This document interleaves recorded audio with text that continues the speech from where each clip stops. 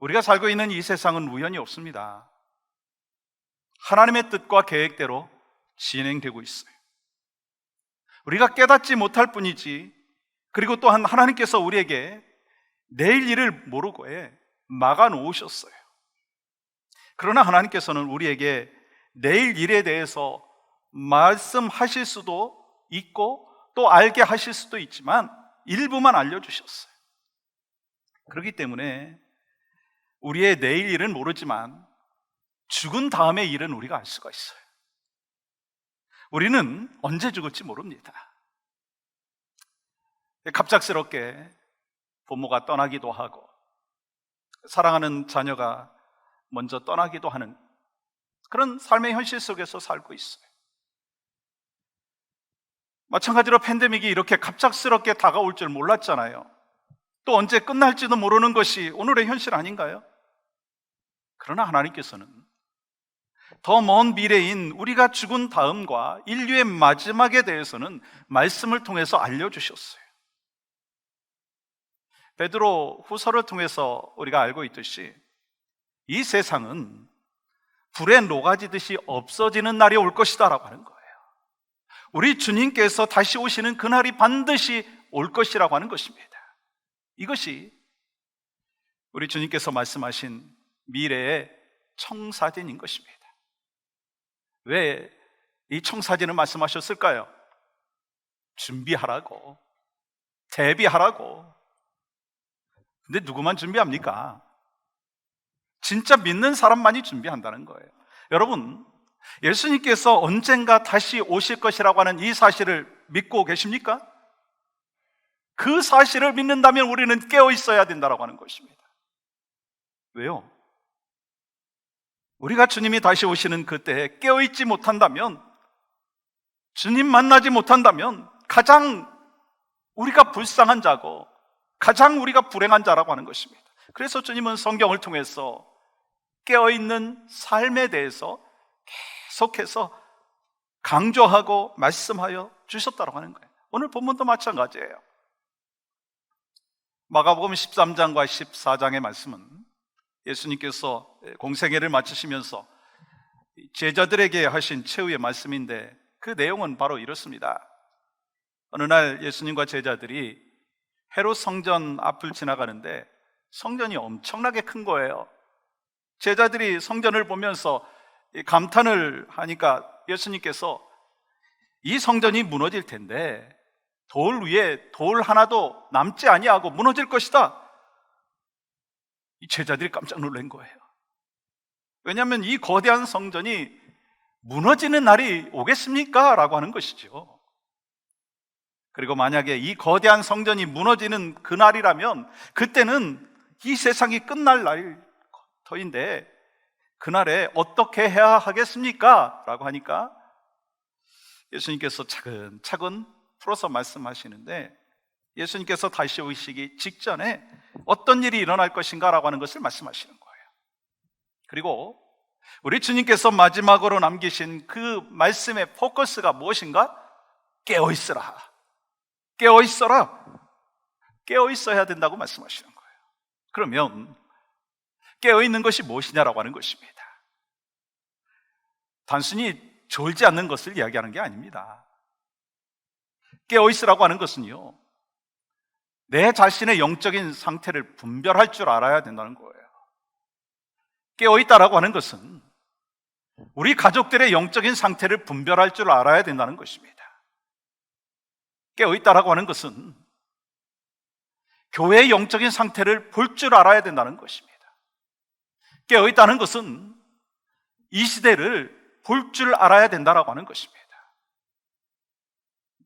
그리하면서 내가 그리스도인으로서 어떻게 살아야 되느냐라고 하는 것을 고민하고 또 기도하면서 어떻게 하면 하나님 앞에 영광을 올려드릴 것인가, 어떻게 하면 하나님 앞에 기쁨을 올려드릴 것인가 라고 하는 것에 대하여 깨닫고 힘써야 된다는 거예요.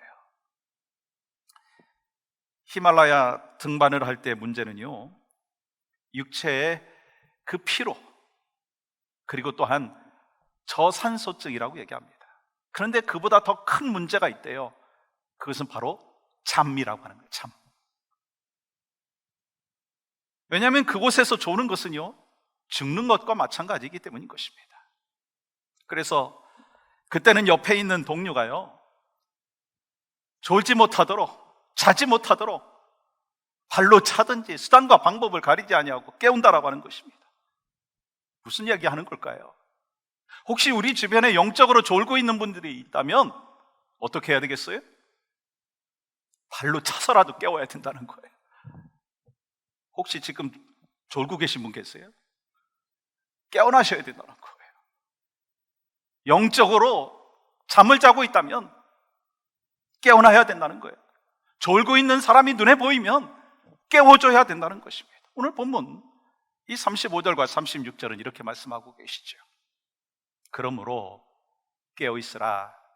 집주인이 언제 오는지, 혹 저물 때 일는지, 밤중 일는지, 다구울 때 일는지, 새벽 일는지 너희가 알지 못함이라.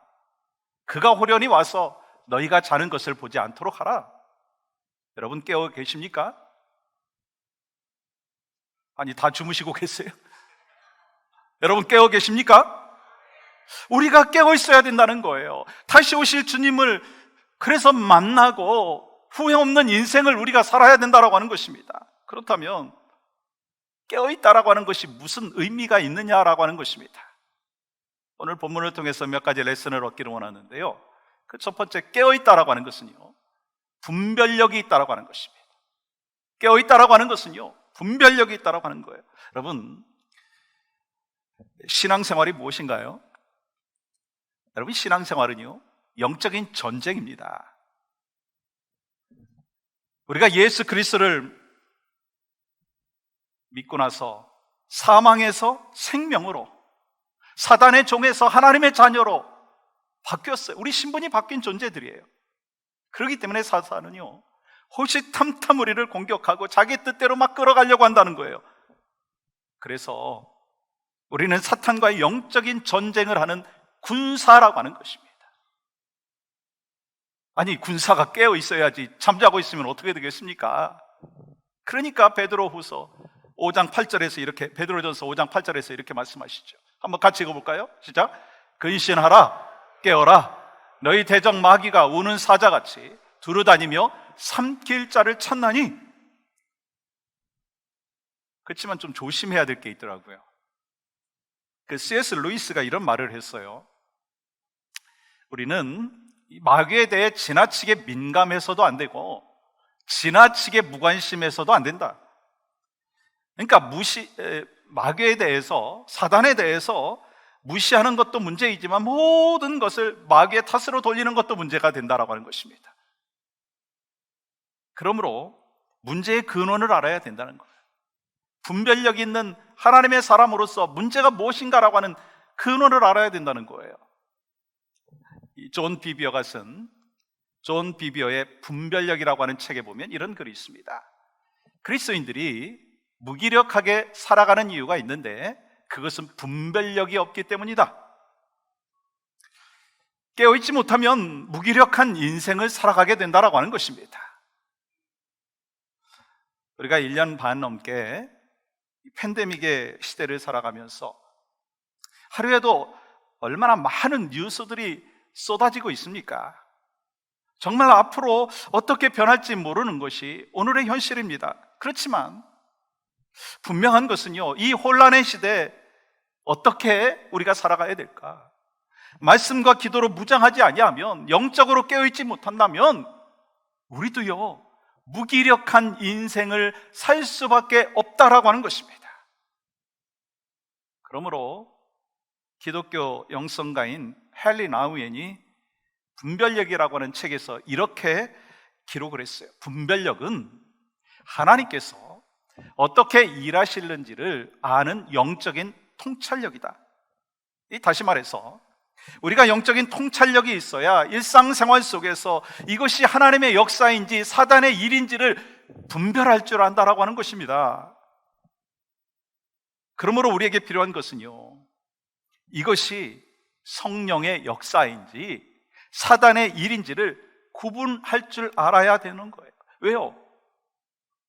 사단에게 사로잡히면은요, 우리를 사단이 자극해서 육체의 소욕대로 살아가게끔 만든다라고 하는 것입니다.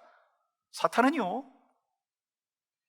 우리를 싸움과 불화와 다툼이 있게 하면서 화평을 이루지 못하게 방해한다라고 하는 거예요. 그건요, 부부 사이에도 그런 일이 나타납니다. 교회도 그렇고요, 어떤 관계든지 마찬가지라고 하는 거예요. 그때마다 우리는 기억해야 될 말씀이 있습니다. 에베소서 6장 12절 말씀 보세요. 같이 한번 읽겠습니다. 시작. 우리의 씨름은 혈과 육을 상대하는 것이 아니요 통치자들과 권세들과 이 어둠의 세상 주관자들과 하늘에 있는 악의 영들을 상대함이라. 무슨 말씀이에요? 우리의 싸움은 혈과 육에 관한 것이 아니라 그 뒤에서 조종하고 있는 악한 영들과의 싸움이라고 하는 것입니다. 그러니까 혹시 여러분에게 누군가 싸움을 걸어올 때 분별력 있는 사람은요, 그 사람과 싸우지 않는다는 거예요. 그렇기 때문에 그 대상이 배우자이든지 성도이든지 이웃이든지 그 싸움을 걸어오는 그 사람 뒤에 조종하고 있는 그 악한 사탄의 영들과 싸워야 된다라고 하는 거예요. 그렇습니다. 사탄은요, 우리의 모든 일상생활 속에서 우리를 넘어뜨리게 하고 미혹하려고 대기하고 있다라고 하는 것입니다. 그게 사탄의 목적이에요.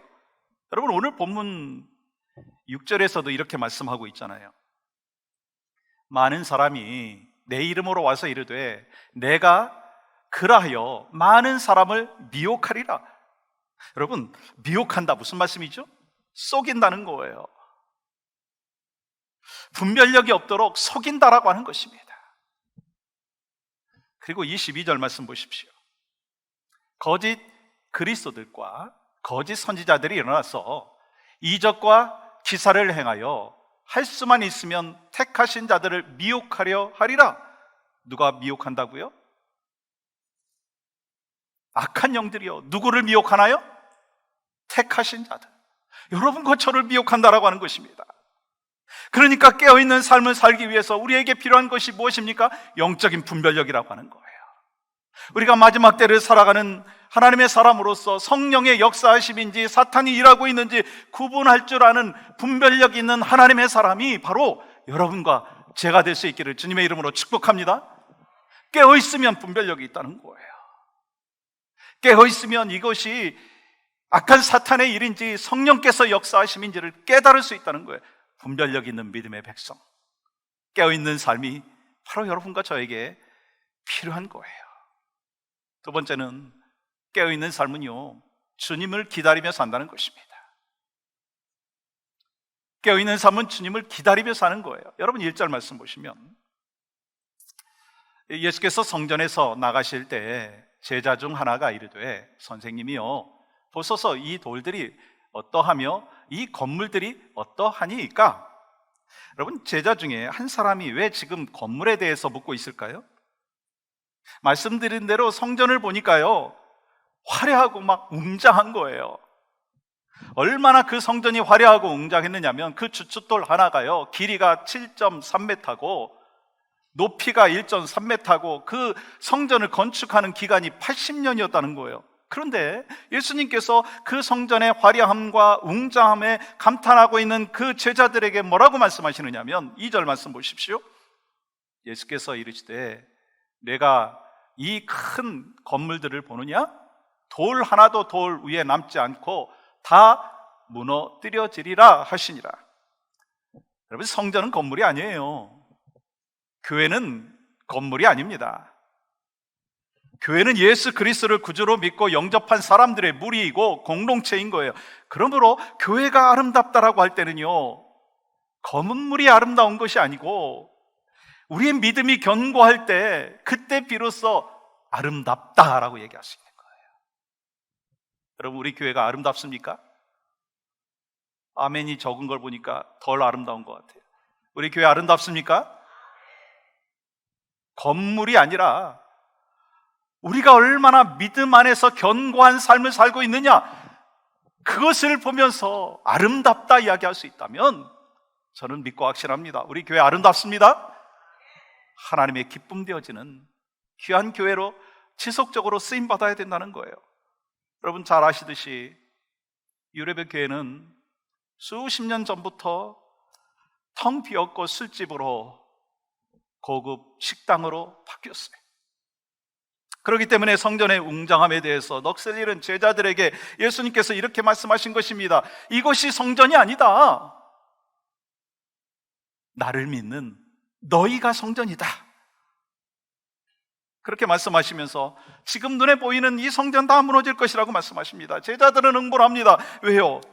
이 무너진다라고 하는 그 이야기는 드디어 예수님께서 왕으로 그리스도로 또 메시아로 온다라고 하는 것으로 알아들었기 때문인 것입니다. 그 길이 십자가의 길인데 화려한 길로만 생각하면서 흥분하기 시작했습니다. 그러면서 이 주님의 때가 언제이고 무슨 징조가 있느냐 질문하기 시작을 하죠. 그때 예수님께서 이렇게 대답하십니다. 32절이죠. 그러나 그날과 그때는 아무도 모르나니 하늘에 있는 천사들도 아들도 모르고 아버지만 아시느니라. 여러분, 왜 하나님께서는 주님이 다시 오시는 그 날, 그 시간, 그때 정확하게 말씀하지 아니하셨느냐라고 하는 것입니다. 그것은요, 하나님께서 당신의 백성을 훈련시키는 방법이라고 하는 거예요. 하나님께서 당신의 백성을 훈련시키는 방법이요, 정확하게 그날 그 시간을 말씀해 주지 아니하신다라고 하는 거예요. 어느 집사님께서 암 판정을 받으셨어요. 6개월 정도 남았다라고 하는 시한부 판정을 받고 삶을 정리하기 시작했습니다. 그래서 그동안 이 자신이 하나님 앞에서 잘못한 것을 쭉 기록을 했어요. 며칠 동안 책상 앞에 앉아서 기도하면서 자신의 잘못된 그 부분에 대하여서 기억나는 대로 기록하기 시작을 했습니다. 그리고 그 제목 하나하나를 붙들고 회개하며 기도할 뿐만 아니라 이 사람들에게 잘못한 것이 있다면, 그것이 떠올려졌다면 일일이 찾아가가지고 정중하게 사과하고 식사하면서 정리하기 시작을 했습니다. 근데 6개월이 지났는데도요, 몸이 나빠지지 않는 거예요.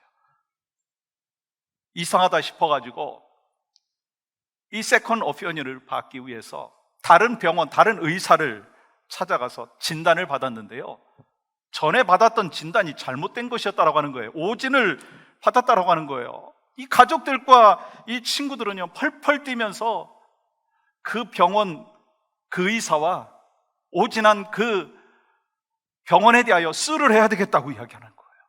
근데 그 집사님께서는요, 이 가족과 그 친구들에게 이렇게 말을 하는 거예요.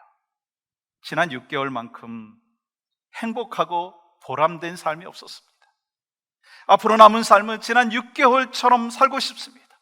여러분, 바로 이러한 삶이요, 깨어있는 삶이라는 거예요. 그러므로 깨어있다라고 하는 것은요, 주님이 오실 그날이 내일일 수 있다라고 생각을 하면서 오늘을 살아가는 것입니다. 깨어있다라고 하는 것은, 아니 내가 주님 앞에 갈 날이 내일일 수도 있다라고 생각하면서 오늘을 살아가는 그 삶이라고 하는 것입니다. 그때 비로소 오늘의 시간이 소중한 줄을 알고 의미 있게 삶을 산다는 거예요. 실제로 1년 전에 천국에 가신 에스더 전 권사님, 대장암 판정 받으시고 그 시간부터 삶을 정리하기 시작을 하셨어요. 그래서 주님과의 관계를 회복하시는 모습이 눈에 보였고, 또 사람들과의 관계도 많이 회복하시는 그 과정을 걸어가셨어요. 그리고 그 후에 소망 가운데 천국을 기다리시더라고요. 저는 그때 하신 말씀이 지금도 기억에 생생합니다. 내게 주어진 시간이 길지 않다는 것을 알고 나니까요, 하루하루가 소중합니다. 그리고 나에게 주어진 시간이 많지 않다는 것을 아니까 내 삶을 정리할 수 있어서 감사합니다. 우리도 마찬가지.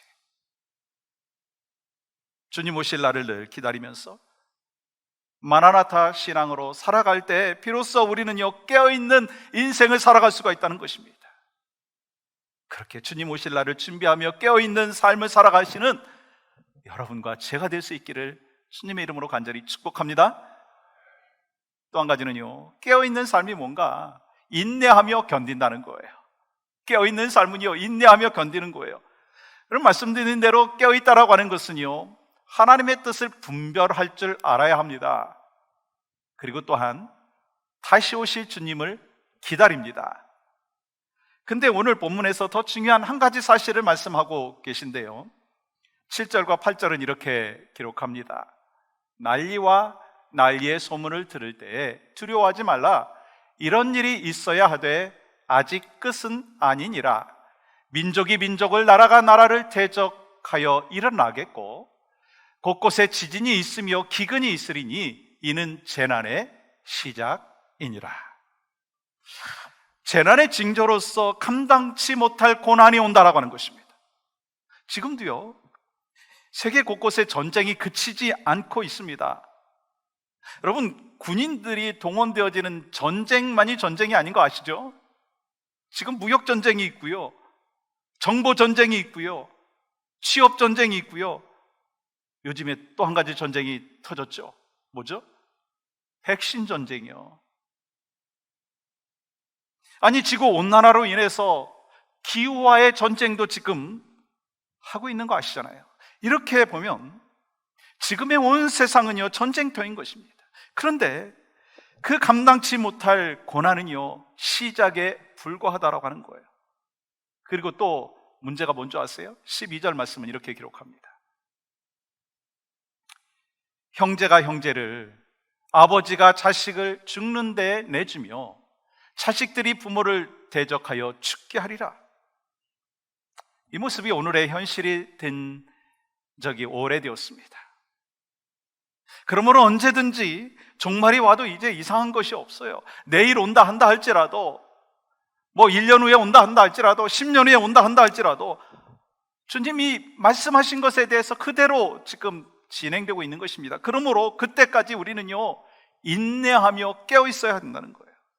근데요, 이러한 힘들고 어려운 삶을 그냥 막 인내하고 기다리느냐라고 하는 것입니다. 아니죠. 우리를 도우시는 예수님을 바라보며 인내하며 견뎌야 된다는 거예요. 사도이시며 대제사장이신 예수 그리스도를 바라보며 묵상하며 견뎌야 된다는 거예요.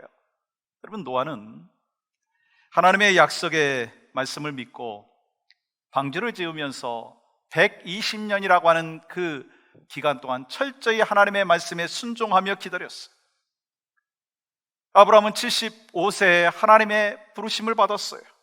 고향과 친척과 아버지의 집을 떠나 25년이라고 하는 세월 후에 100세의 아들을 낳았어요. 이삭을 낳은 거 아니겠어요? 다윗은 양을 치다가 왕으로 기름 부음을 받았지만 15년을 인내하며 기다렸습니다.